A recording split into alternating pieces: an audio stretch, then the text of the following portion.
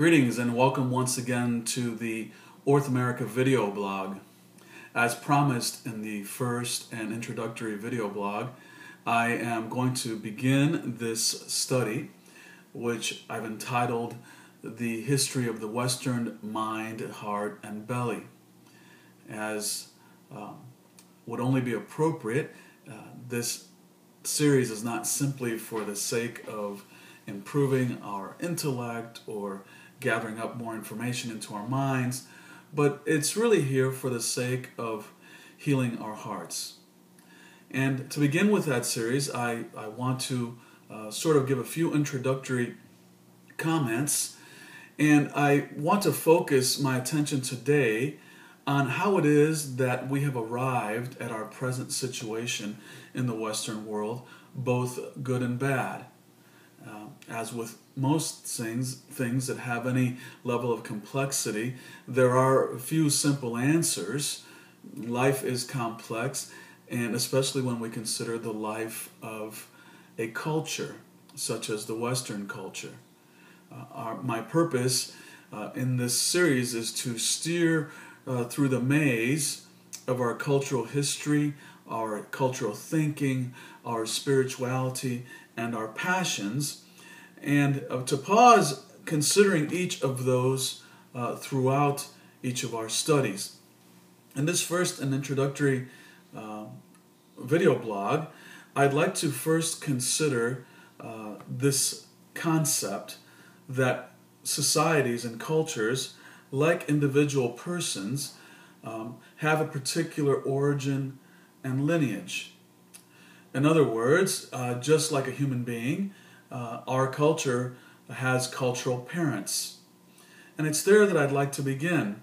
I'd like to identify who these parents are for this world we call the Western world. And I'd like to identify one of these parents as an Eastern parent, and I'd like to call that parent Abraham.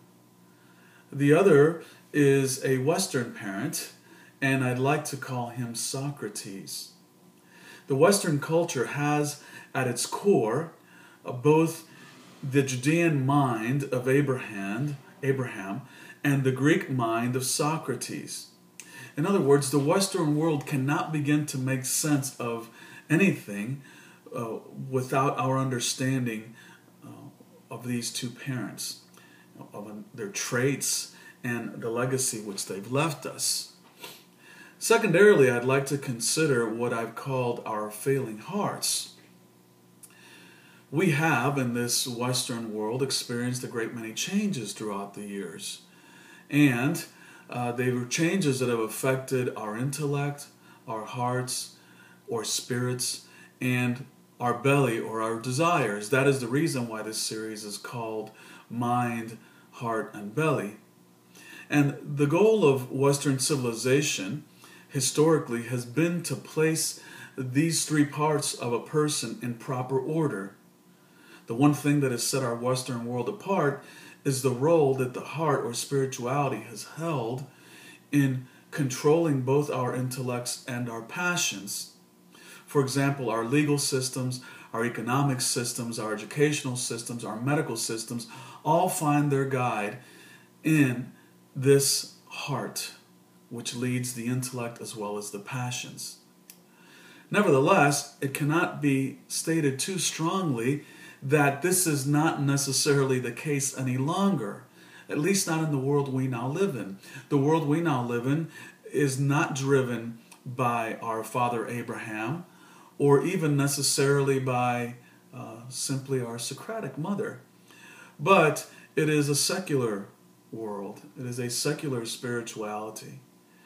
And the influence of Abraham and Socrates have been in many ways set aside.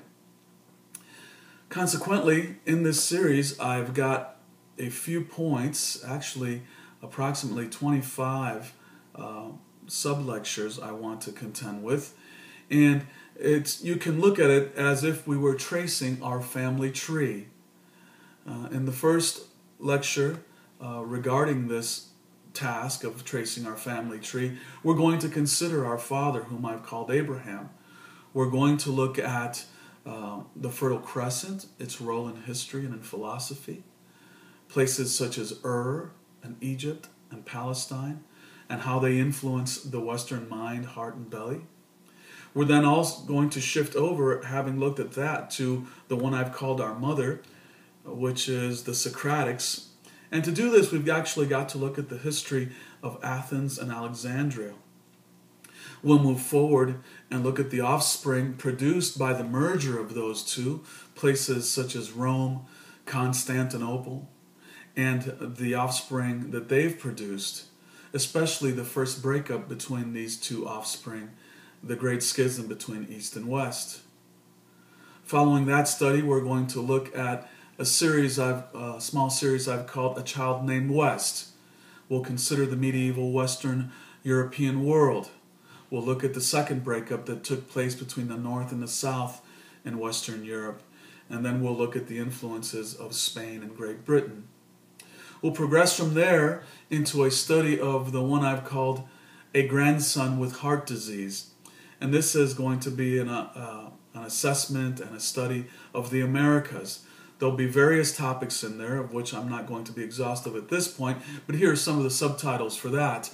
Democracy and dictatorships, capitalism and socialism, romanticism and nihilism, optimism and the great world wars, psychoanalysis and the natural sciences, and the great rise of anti-moralism and individualism. Having considered these and several other points with regards to the Americas, we're then going to consider how to put it together again. And there we'll consider such things as the role of honest confession, learning to think and understand and even desire again. And then the final instruction to look east. I've titled that, Look East, Young Man, a Family Reunion. Again, this is an introductory video blog, sort of to lay the foundation for the areas we're going to be considering.